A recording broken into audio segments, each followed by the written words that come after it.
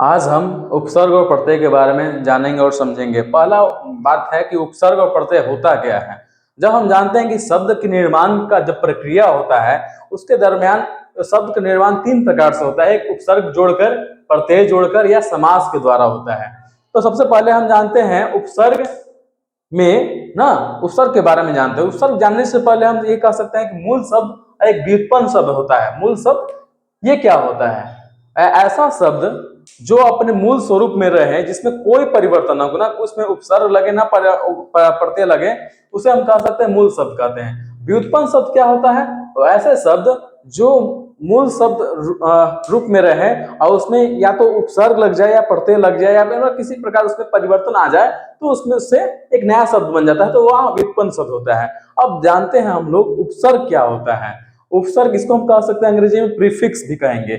जो शब्दांश मतलब शब्द का अंश मूल शब्द के आरंभ में जुड़कर, मूल शब्द के आरंभ में जुड़कर उसके अर्थ में विशेषता या परिवर्तन ला देते हैं, या तो उसे हम कह सकते हैं उपसर्ग। जैसे है, एक उदाहरण देते हैं, शिक्षा एक मूल शब्द है, इसमें एक शब्दांश लग गया, शब्द का एक अंश या एक ना वर्ण ही लग गया, अ प्लस शिक्षा, तो अशिक्षा, ये शिक्षा का ऑपोजिट हो गया, मतलब उल्टा हो गया। अब देखते हैं पुत्र, और इसमें कु लगा दिया जाए तो इसमें पुत्र होगा।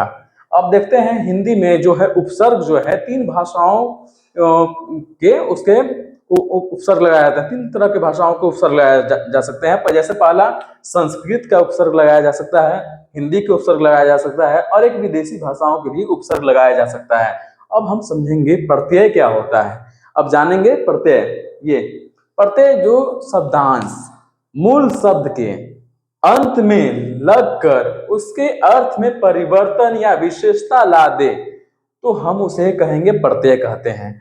जैसे उदाहरण, सुंदर प्लस ता, सुंदर इसमें एक मूल शब्द है, उसके बाद जो है अंत में आ रहा है ता, ता जो है क्या है, ये प्रत्यय है, सुंदरता हो जाएगा। सज प्लस आवट, सज एक मूल शब्द है, उसमें आवट जो है वो प्रत्यय लग जा रहा है तो सजावट हो जा रहा है। हिंदी में प्रत्यय दो प्रकार के होते हैं।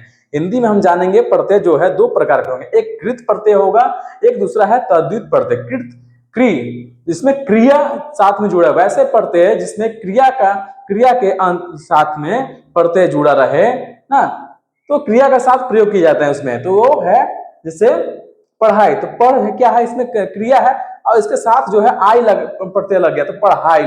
लिख क्रिया है, इसके साथ आई प्रत्यय लग गया तो लिखाई हो गया ना। इसी प्रकार हम जानते हैं तद्धित प्रत्यय क्या था, इसका दूसरा रूप।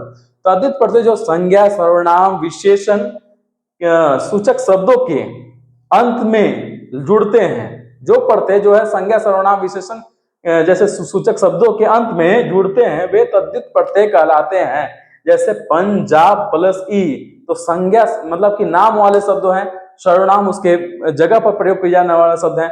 इस प्रकार हमने आज जाना उपसर्ग और प्रत्यय के बारे में।